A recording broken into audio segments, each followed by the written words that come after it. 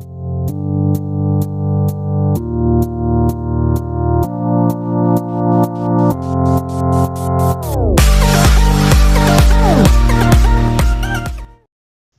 semua, kembali lagi di channel Okawaii yang membahas kelanjutan cerita anime lainnya.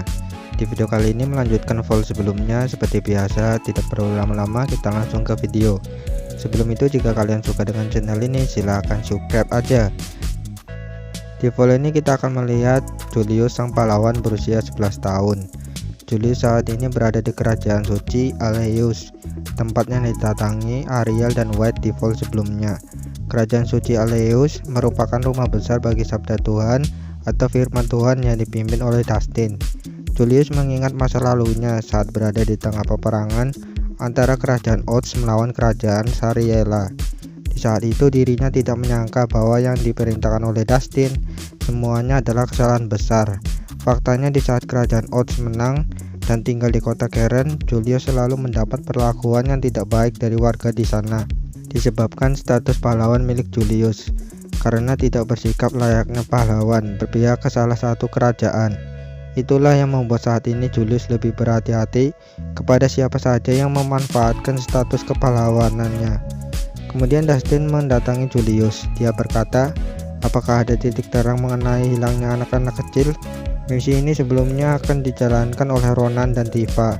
Dikarenakan ada misi darurat di kota kecil dekat pegunungan mistik dan menyuruh Ronan serta Newtus untuk menjalankan misi itu, sehingga Dustin meminta Julius menjadi pemimpin pasukan khusus dalam mencari anak-anak yang hilang. Julius berkata, apakah ada dokumen tentang organisasi ini? Aku ingin melihatnya. Dustin menjawab, tentu saja ada, nanti akan kusuruh orang mengantarkannya kepadamu. Aku juga ingin kau bertemu dengan komandan penting, bagaimana menurutmu? Julius menjawab, baiklah. Julius melakukan itu semua agar tidak salah jalan lagi, meskipun pahlawan sebelum dirinya berkaitan dengan firman Tuhan, tapi baginya sesuatu itu harus dipikirkan dengan matang. Setelah Dustin pergi, datanglah komandan Tifa. Julius menanyakan apa maksud kedatangannya. Tifa memberitahukan sekaligus membawa dokumen yang diminta Julius tadi, yang berisikan informasi jumlah anak yang hilang di seluruh negara, dan bahkan kemungkinan ada organisasi besar yang memerintahkan organisasi perdagangan manusia. Julius berpikir jika dia menolak sebagai pemimpin pasukan khusus, kemungkinan rumor akan tersebar ke seluruh negara maupun tempat tinggal Julius, yaitu Annihilate. Permintaan untuk mengatasi organisasi perdagangan manusia datang dari hampir semua negara. Jika kau bisa membuktikan hal itu, maka ketenaran dari dirimu akan meningkat sehingga banyak orang yang akan mengikutimu dan mengagumimu, kata Tifa pada Julius.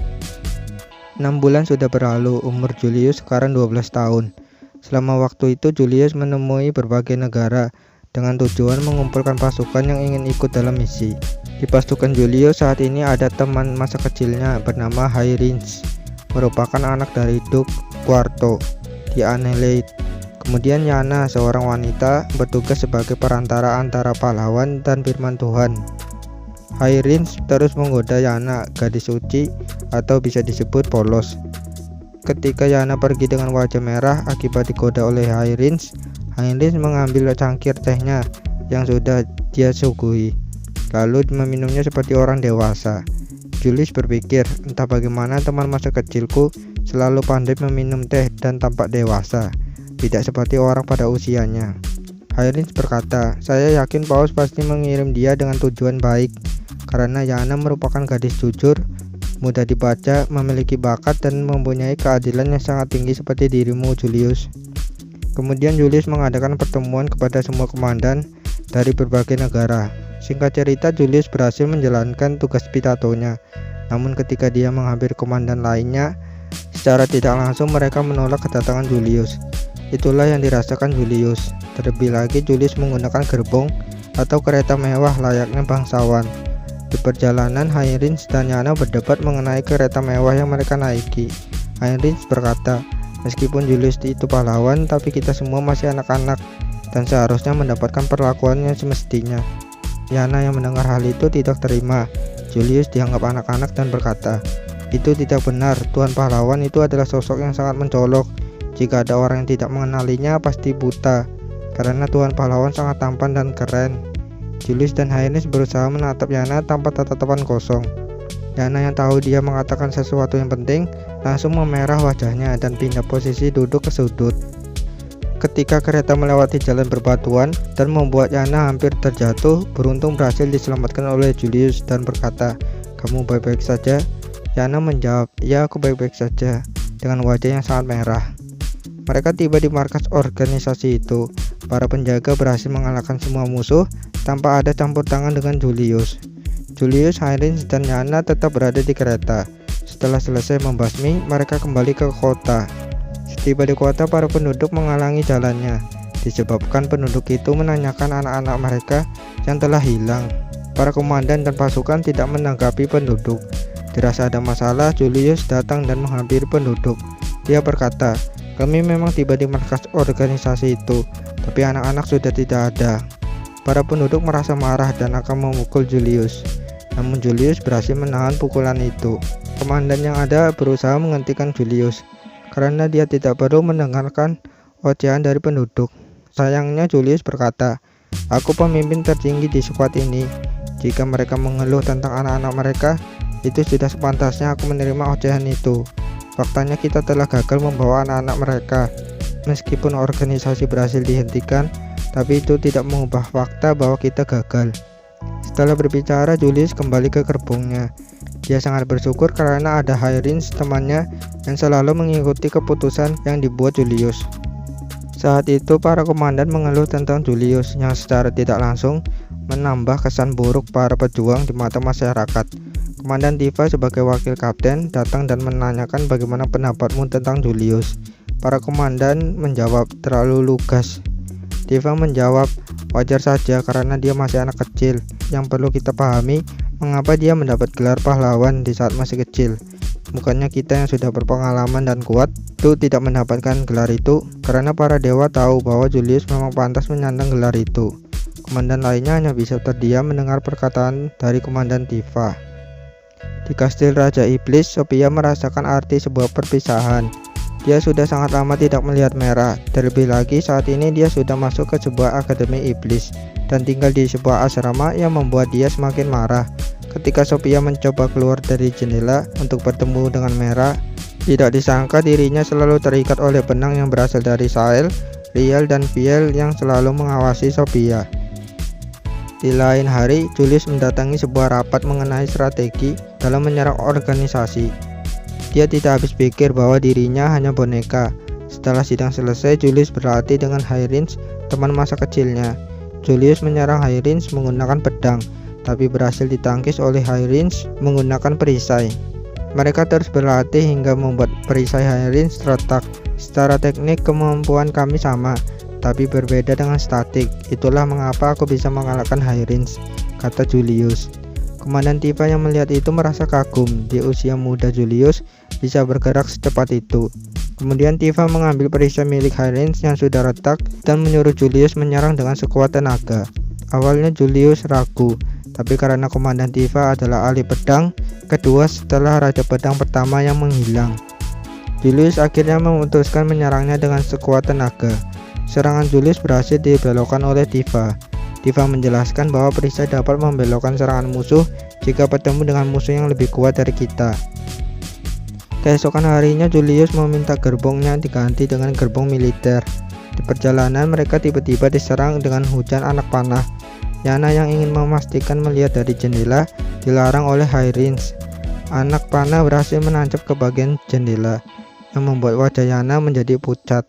Julius menyuruh Heinrich untuk melindungi Yana. Di luar, Julius melihat banyak sekali anak panah, kemudian menggunakan sihirnya untuk memblok serangan anak panah. Julius berusaha mencari sumber serangan tersebut. Pada akhirnya sumber itu berhasil diketahui. Julius membawa beberapa orang yang masih bertahan akibat serangan panah. Seorang musuh datang dengan panik karena lokasinya diketahui oleh Julius dan yang lainnya. Serangan itu berhasil ditahan dengan mudah oleh Julius dan membuat pedang dari musuh terhempas. Julius sempat berpikir untuk tidak membunuhnya, tapi pada akhirnya Julius menebas orang itu. Julius terus menyerang musuh yang berusaha kabur. Singkat cerita, mereka semua berhasil dikalahkan. Tifa yang berada di belakang Julius langsung meraih pundaknya dan berkata, "Mengapa kau kehilangan dirimu?" Julius berpikir, ini mungkin semenjak aku bertemu monster nightmare di peperangan. Ketika sadar, peperangan sudah berakhir. Begitupun dengan insiden di kota Karen. Para laba-laba menyerang dan ketika sadar itu juga sudah selesai. Mungkin ini yang membuat diriku kehilangan kendali. Setelah berpikir, Julius hanya bisa menunjukkan ekspresinya dan membuat Tifa menyadari bahwa dirinya terlalu memaksakan diri dan sebagai orang pengecut karena tidak mengandalkan orang-orang yang ada di sekitarnya. Julius melarikan diri ketika Tifa mencoba menjelekkan kelemahan Julius. Beberapa hari telah berlalu hingga mereka sampai di dekat desa yang akan mereka serang. Tifa membuka peta dan menjelaskan bahwa satu-satunya jalan adalah melewati rute ini. Jika berputar maka akan terlalu berbahaya karena melewati gunung. Julius yang tidak ingin dianggap boneka saat pertemuan rapat kemudian mengajukan dirinya untuk menyerang di garis depan. Karena dia tahu dengan statik dan statusnya dia berada di atas angin. Tifa menyetujui serangan itu, namun dia menegaskan bahwa Julius tidak sendiri dan harus membawa prajurit dari Tifa, serta menyerang dari bagian belakang, sehingga Julius harus berputar lebih jauh. Julius menyetujuinya tanpa pikir panjang. Para komandan lain mulai meragukan Julius, namun berhasil diyakini bahwa Julius itu lebih kuat dari orang biasa di usianya saat ini. Julius merupakan pahlawan dan komandan tertinggi di pasukan ini.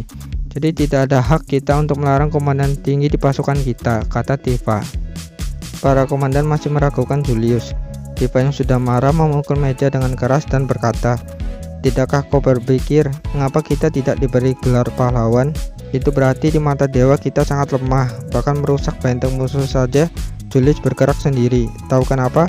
Karena Tuan Pahlawan tidak mempercayai kita yang lemah. Seharusnya kita berperang di sisinya, bukan membawanya ke bawah, yaitu perlindungan. Jika kalian semua memang lebih hebat dari Tuan Pahlawan, maka buktikan dengan menyerang musuh tanpa bantuan Tuan Pahlawan. Para komandan yang menerima pernyataan itu kemudian langsung berdiri dan memberitahukan bahwa tanpa bantuan dari Tuan Pahlawan, mereka bisa menyerang benteng musuh. Di perjalanan memutar, Julius pergi bersama temannya dan diikuti oleh Mr. Hawkins dan Mr. Jaskan. Mereka berdua merupakan orang yang menyelidiki kasus perdagangan manusia, di mana Mr. Hawkins bekerja secara ilegal dan Mr. Jaskan bekerja secara legal. Mr. Hawkins dulunya dikenal sebagai pencuri 1000 pisau. Dia mencuri uang hasil korupsi para bangsawan dan dibagikan kepada rakyat yang tidak mampu. Sampai suatu ketika dia tertangkap oleh organisasi perdagangan manusia, dan disitulah Mr. Jaskan membeli Mr. Hawkins. Di saat asik mengobrol, tibalah mereka di belakang benteng musuh.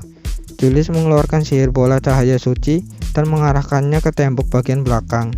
Tembok itu hancur dan membuat organisasi panik.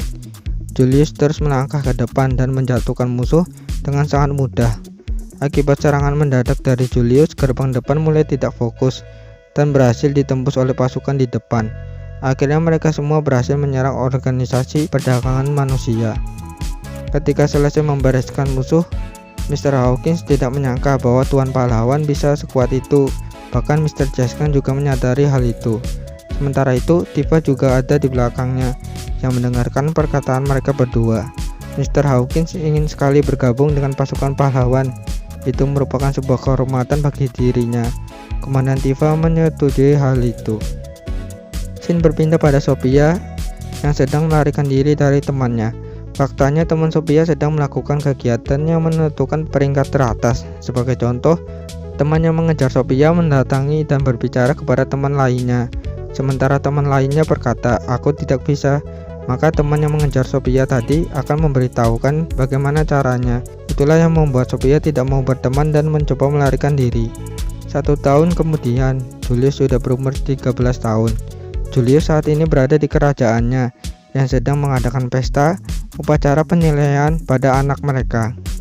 Yana yang menggunakan gaun putih merasa gugup berada di samping Julius.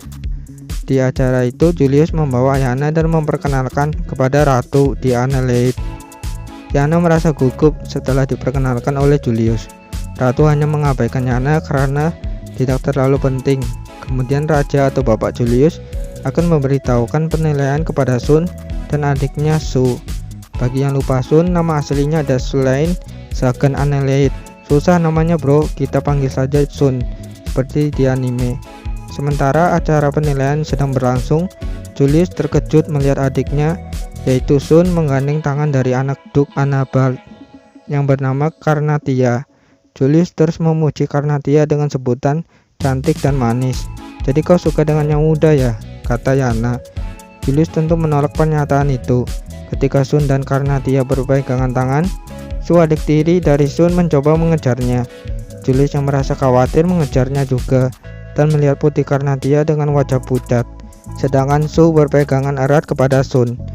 Julius mengingat apa yang dikatakan adiknya, bahwa cinta sedarah itu akan menghasilkan yandere. "Aku juga tidak tahu arti yandere," kata Julius.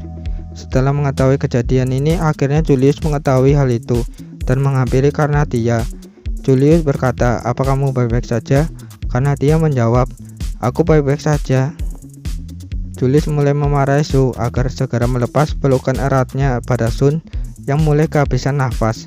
Karena Su tidak mau melepaskan, terpaksa Julius melepaskannya dan berpesan kepada Sun agar tidak terlalu memanjakan Su. Sun menjawab, "Baiklah." Satu hari setelah insiden itu, Julius menerima kabar bahwa Komandan Tifa telah kalah di pertempuran. Kita akan melihat scene di mana Tifa dinyatakan gugur. Tifa yang saat ini menjadi wakil komandan satuan khusus dalam misi mencari organisasi perdagangan manusia sudah hampir menemukan titik terang. Mereka semua berhasil menemukan markas yang disangka sebagai markas utama. Seorang prajurit memberitahukan bahwa dirinya mendapat kabar dari warga di kerajaan suci Aleus bahwa ada anggota organisasi itu.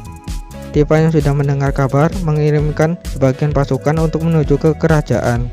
Sementara itu, Tifa akan memulai ekspedisinya di dalam goa. Ketika Tifa memasuki lebih dalam, dia melihat Potimas yang berada di sana. Tifa terkejut, ternyata dalang di balik semua ini adalah Potimas yang merupakan ras elf. Tifa berusaha menghentikan Potimas, tapi sayangnya Tifa bukan tandingan bagi Potimas. Potimas lakukan itu semua karena Tifa sudah mengetahui identitasnya di balik organisasi perdagangan manusia. Sebagian besar anak-anak yang diculik merupakan reinkarnasi, dan sebagiannya untuk bahan bakar G-Fleet. Bagi yang lupa dengan G-Fleet, ada di Vol saat melawan UFO. Di Akademi Iblis, Sophia merasakan mulai gila karena sudah sangat lama tidak bertemu dengan Mera. Mungkin skill 7 dosa besarnya sudah mulai melahap pikirannya, dikarenakan Sophia memasukkan poin ke dalam skill itu. Namun itu semua tidak berguna pada Sail, Real, dan Phil yang secara statik di atas dari Sophia. Mereka terus menggagalkan rencana Sophia yang berusaha melarikan diri agar bisa bertemu dengan Mera. Oke kan, mungkin segitu dulu untuk video kali ini. Sekedar mengingatkan, jika kalian suka silahkan tekan tombol like dan share ke teman kalian. Jangan lupa tekan tombol subscribe-nya. Terima kasih, sampai jumpa di next video. Bye bye.